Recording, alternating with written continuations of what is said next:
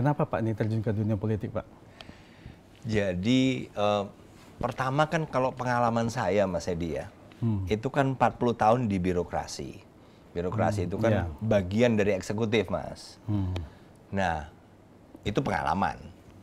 Kebetulan pendidikan saya juga tentang public policy, public administration. Yang intinya itu ilmunya eksekutif lah. Kebanyakan begitu, Mas. Jadi antara pengalaman dengan pendidikan menurut saya akan lebih bagus kalau saya menggeluti bidang yang sama setelah purnawirawan. Nah, berarti dunia itu ada di eksekutif. Nah, bagaimana saya masuk ke eksekutif? Ya, sistem politik nasional kita memang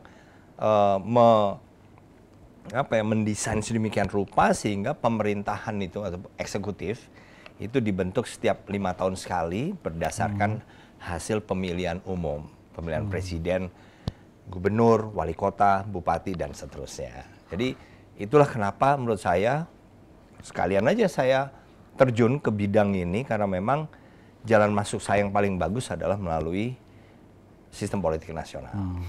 Gitu, kan waktu itu Bapak pernah dicalonkan malah sebagai calon kuat untuk cawapres itu waktu itu, mendampingi Pak Ganjar. Tapi tiba-tiba karena perkembangan politik yang dinamis, akhirnya PDIP memilih Pak Mahfud. Gimana Pak? Bapak rasanya mungkin kecewa atau bagaimana? Sama sekali enggak, Mas. Waktu itu saya benar-benar tidak punya agenda apapun. Kalaupun ada yang melihat saya memiliki potensi, ya terima kasih. Terima kasih, berarti mereka melihat sesuatu lah. Tapi saya sejujurnya nggak ada agenda.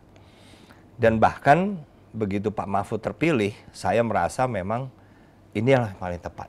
Karena apa? Saya percaya oleh keputusan-keputusan politik yang dibuat oleh Ibu Megawati, dan menurut saya ini yang terbaik saat ini. Yang terbaik, makanya Bapak dukung ya, penuhnya. Iya.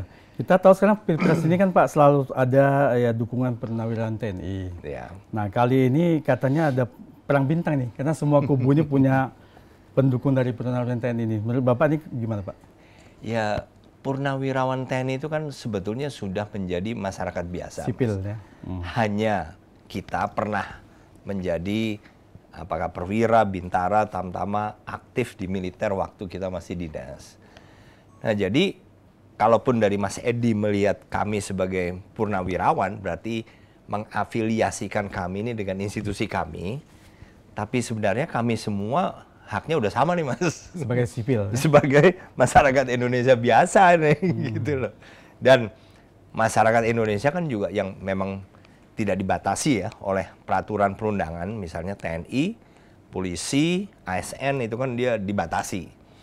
Tapi masyarakat Indonesia yang lain dia punya hak Mas untuk memberikan dukungannya kepada siapapun, calon presiden kah atau calon nanti gubernur, bupati, wali kota maupun legislatif. Jadi ya natural menurut saya Mas. Tapi jadi, komunikasi dengan sesama purnawirawan masih tetap terjalin bagus. Masih. Walaupun juga tidak intens seperti dulu karena dulu kan kita mungkin diikat oleh satu hubungan kerja ya. Profesi, tapi sekarang karena tidak ya sak sempatnya aja.